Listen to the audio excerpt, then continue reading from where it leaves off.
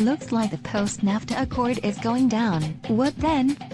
A major unanswered question for this Congress was how House Democrats would handle the U.S.-Mexico-Canada Agreement, USMCA, the successor to NAFTA. Trade was not a meaningful topic in midterm elections, clouding the positions of new members. You could imagine Republicans, centrist Democrats, and freshmen with unknown views coming together to pass one of Trump's bigger geopolitical accomplishments.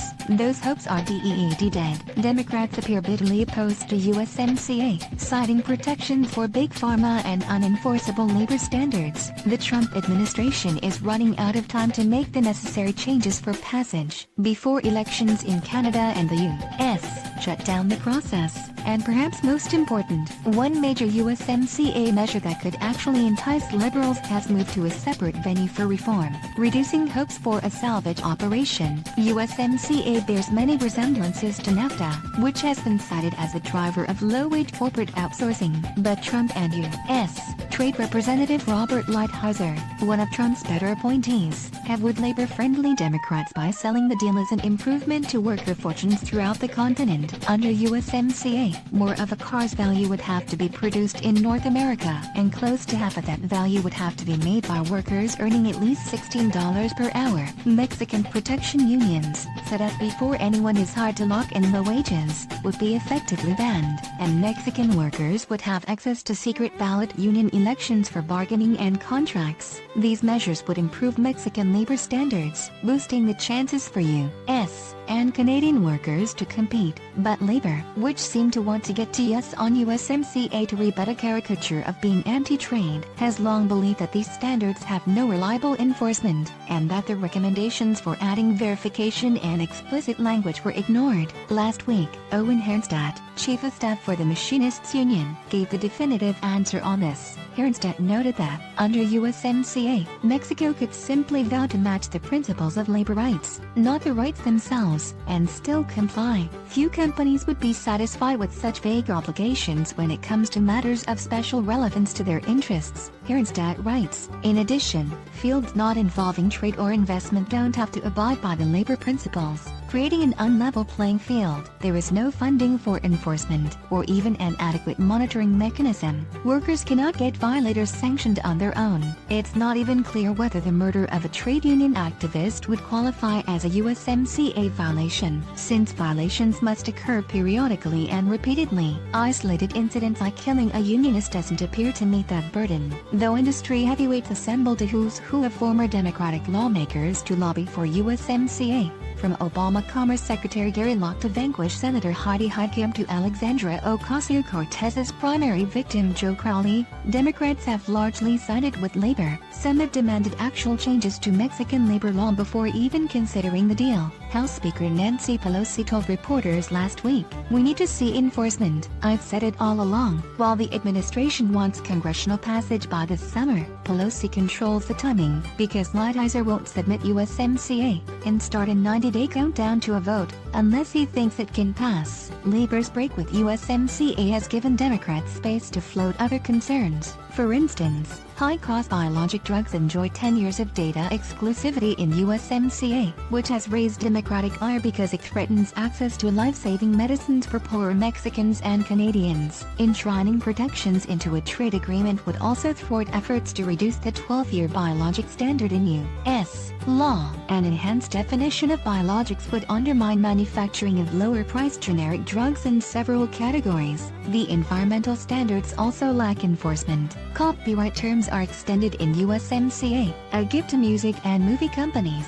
and the digital chapter includes legal immunity for internet companies that host illegal or pirated content. Scattered Republicans also have issues with USMCA. Some don't like the wage conditions in auto production. Others prefer to see steel and aluminum tariffs lifted before any vote. And Christian conservatives want LGBT protections taken out of the deal. Lighthizer's stock answer has been that the U.S. can alter the implementing legislation rather than reopening negotiations, but liberals are adamant that the entire deal needs to be renegotiated to win their support. Mexico and Canada are opposed to renegotiation, making any resolution to the stalemate remote. Liberal Democrats may have felt pressure to support USMCA due to the Investor State Dispute Settlement (ISDS) provisions. These are the extrajudicial supercourts where corporations can sue countries for expected future profits if they change laws in ways construed as violating trade agreements. ISDS handcuffs national sovereignty and incentivizes outsourcing by granting special benefits to foreign investors in low-wage countries, and it has increasingly become a means for rich investors to speculate on lawsuits, winning huge awards and forcing local taxpayers to foot the bill. But in USMCA, the ISDS provision is virtually eliminated, save for some U.S. investors in Mexico with oil and gas contracts. Even there, domestic courts and administrative proceedings would have to be exhausted before ISDS could be invoked. Several investor rights, like demanding a minimum standard of treatment from a foreign government, would be revoked, and only concrete damages could be demanded, killing USMCA with St. this promising ISDS precedent. However, there's a second option. The United Nations Commission on International Trade Law, UNCITRAL, is looking to reform ISDS for the first time since a failed effort in the 1990s. UNCITRAL is in the second stage of a three-stage process, and will determine whether reform is desirable by the end of this week, instead of a one-off precedent that other countries would ignore. The UNCITRAL could completely overhaul ISDS. If reformers' hands can be strengthened at the UN, it's possible to design a way for the world to exit these agreements, said Nobel Prize-winning economist Joseph Stiglitz in a briefing for reporters on Monday. With better procedures and appropriate compensation, the UNCITRAL process is not without potential pitfalls. Europe in particular wants to assign a mild reform to ISDS as the new standard, merely installing a judicial board to address conflicts of interest from arbitration judges with financial incentives to rule for corporations. There's concern about legitimizing the system, creating this global constitutional court of investor protection, said Liz Johnson of the Columbia Center on Sustainable Investment, a non-governmental observer to the UN process. The Columbia Center would rather see states given the ability to withdraw consent to arbitrate in ISDS tribunals, or even a termination of the 3,000 existing treaties with an ISDS provision. These are admittedly long shots, but momentum is building, as evidenced by advanced countries like the U.S. and Canada agreeing to end ISDS in their own multilateral agreement. The change in norms is important, especially for developing countries, said Stiglitz, who believes even experienced trade negotiators would welcome a new model. If the UN process serves as the focus for ISDS reform, it won't have to hinge on USMCA and all its troubles. That means the one provision that looked clean enough to provide a hook for Democratic support of Trump's trade deal now could prove irrelevant. Liberals could win an end to trade agreements that lock in investor profits, and provide a lesson to Trumpian populists that you can't just pay lip service to labor.